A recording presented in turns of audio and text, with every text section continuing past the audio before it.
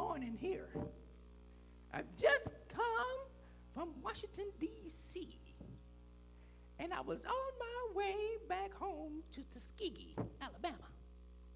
And I got a call on my cell phone from Dr. Prim, and he asked me to come by and talk to you good folks. You see, while I was in Washington, D.C., I told the congressman about the things in this here suitcase. I told them that lots of people can be helped by the things in this here suitcase. I told them you can make lots of money from the things in this here suitcase.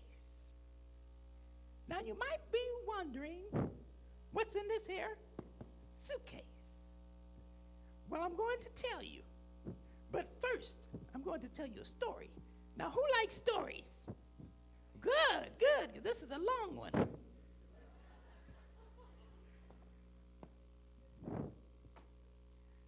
It was a night around 1864, thereabouts, when a slave woman and her baby laid down to rest. You see, this was not your ordinary night. Along with the sound of the crickets and the insects, there was a sound of horses' hooves getting louder and louder and louder. It was the night riders. The night riders, that no good band of men that would steal slaves and carry them down south and sell them. They came and they took this slave woman and her baby and they ran off into the night. Now, the master's name was Moses. And Moses knew he had to deal with these night riders. He didn't have any money, but he did have a horse. So he hired an army scout and take this horse in trade for his slave woman and for the baby. So this army scout went off and chased the night riders. He looked high. He looked low. He looked to. He looked fro. He looked in the trees. He looked in the bushes. He looked in the streams. He looked all over for this night riders. This army scout was the best around. Master Moses knew if anyone would find them, he would. So he waited, and he waited, and he looked day after day, night after night, week after week. And finally, the scout came back with just the baby, sick little baby. And he gave the baby to Master Moses. Well, the mother was lost forever. And Master Moses was sad. But he and his wife took the baby and raised him like he was his own son.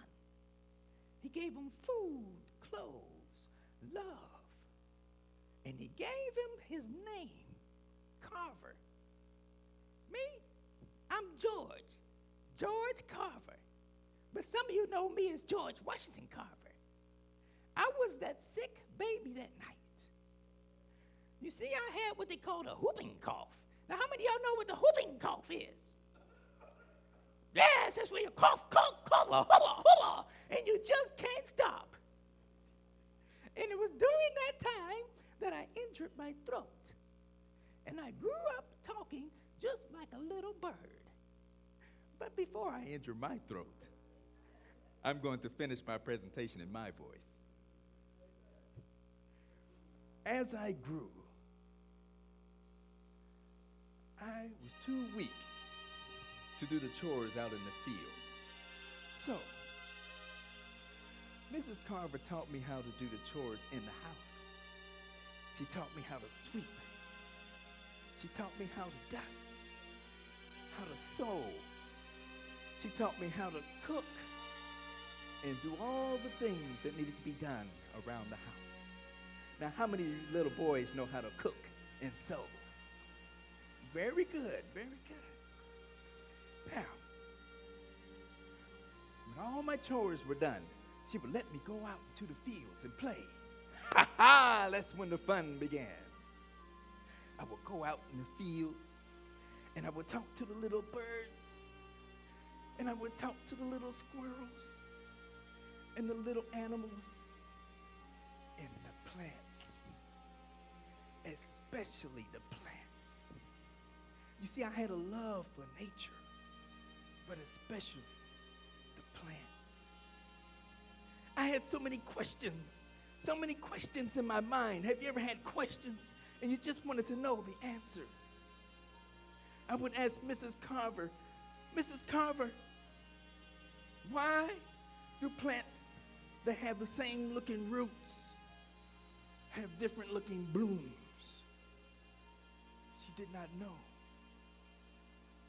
Mrs. Carver, can you mix plants the way Mr. Carver mixed the horses? She did not know. Mrs. Carver, what makes the whippoorwill sing? She did not know. That's when I knew that I had to go to school. I had to learn the answers to my questions. But the problem in that day at Diamond, Missouri, they would not let the colored boys and girls go to school. But there was a school in Neosho, 10 miles away. So I asked the Carvers if I could go there and live and go to school. And they said yes. I was so happy. Now I would find the answers to my questions. I took all my little belongings and I walked, 10 years old, to the school. And when I arrived, the sun was going down. So I looked, and there was a barn next to the school. And I climbed up and slept there that night. The next morning, I got up and I warmed myself on the wood pile. The sun felt so good. And I heard the voice behind me. It said, "Son, what you doing on my wood pile?" I'm waiting for the school to open, ma'am. There's no school today. Today is Sunday. You come in here with me. That woman was Mariah Watkins. She was a seamstress, a midwife, and a washerwoman. And her husband's name was Andy Watkins. He was a fix-it man. And they fed me biscuits and molasses. Very good.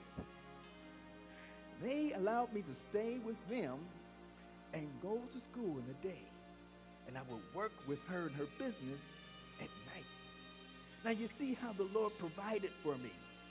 I had no idea where I would live, but I knew I had to find the answers to my questions. He provided a family for me to live with.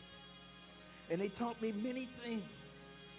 She taught me how to iron and starch those petticoats so stiff it looked like someone was standing in them. And I'd put them in the corner. You still wear those petticoats nowadays? You don't? Brother Prim, what's this world coming to? Well, anyway, that little school taught me as much as it could. And Mariah Watkins taught me many things. But you know, the best thing they did for me, they took me to Sunday school. Now, how many of y'all go to Sunday school? What is this? Sunday school. That's where I learned about Jesus. Or I've heard about God. Master Moses used to read from the Bible every night. But Sunday school, that's where I learned that Jesus wanted to be my friend. He wanted to have a personal relationship with me, little George, the great creator.